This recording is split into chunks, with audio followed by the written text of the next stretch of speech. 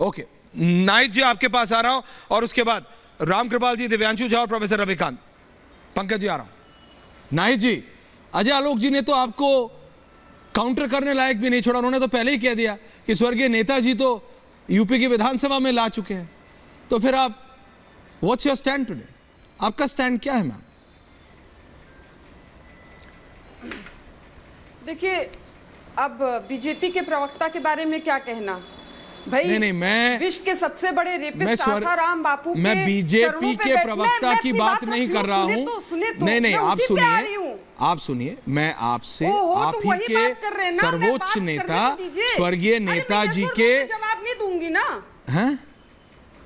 मैं स्वर्गीय नेताजी की बात बताऊंगी। जी बताइए। थोड़ा तसल्ली तो रख लीजिए, जैसे आपने अजय जी को शो मैम, बिल्कुल बोलिए ना, प्लीज बोलिए। इस डिबेट में चीख चिल्लाना, संजीव झा जी को भी सुना, आपको भी सुन रहा हूं, बोलिए। मैं बोल रही हूँ भाई, आप समझिए बात कि ये वो लोग हैं जो विश्व के सबसे बड़े रेपिस्ट आसाराम बापू के चरणों पे बैठकर भाजपा के बड़े बड़े नेता जो है शिक्षा दीक्षा लेते रहे। अब उन नेताओं के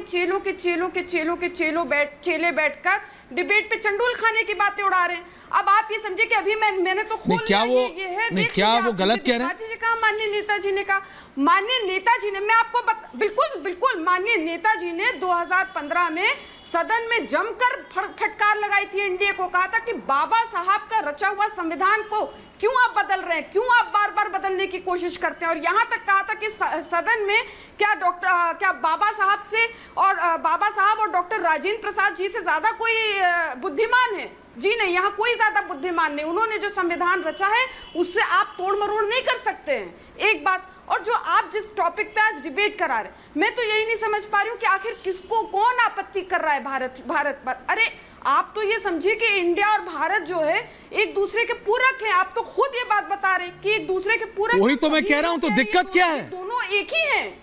और जब से तो आप अपने साथियों को समझाइए। बीजेपी को है, मैं बता तो रही हूँ, पूरक नहीं है, पर्याय है।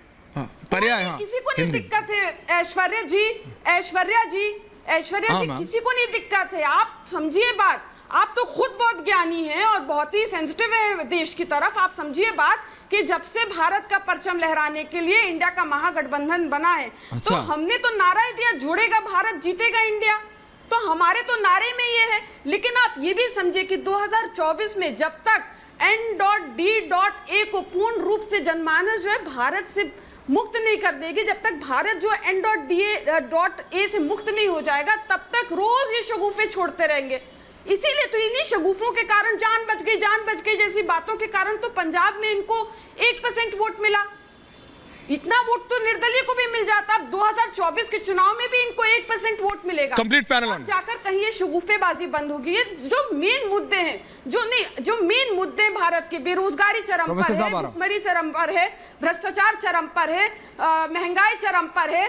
अडानी के बारे में बात नहीं करना चाहते। चाइना हमारी कांग्रेस मूर्ख पार्टी है ना, कांग्रेस मूर्ख पार्टी है कि ये मुद्दा उठा लिया उसने। मणिपुर जैसी घटना, कांग्रेस आम आदमी पार्टी मूर्ख है कि उसने ये मुद्दा उठा लिया। क्या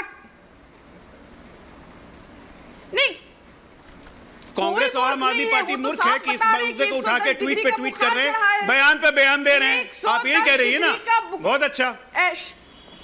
ऐश्वर्या जी कोई कुछ नहीं कह रहा है। दरअसल B.J.P को जो है इंडिया का 110 डिग्री का बुखार चढ़ा है। अभी जनमानस ही बुखार उतारेगी इनका। मैं तो बता रही हूँ, इनको संतुलन खो बैठे। अभी मैं Ramkripal ji, Pankaj Sharma ji, professor Ravikant, can I have all three on air please? एक सेकंड मैम, मैं वापस आऊंगा। Thank you. रामकृपाल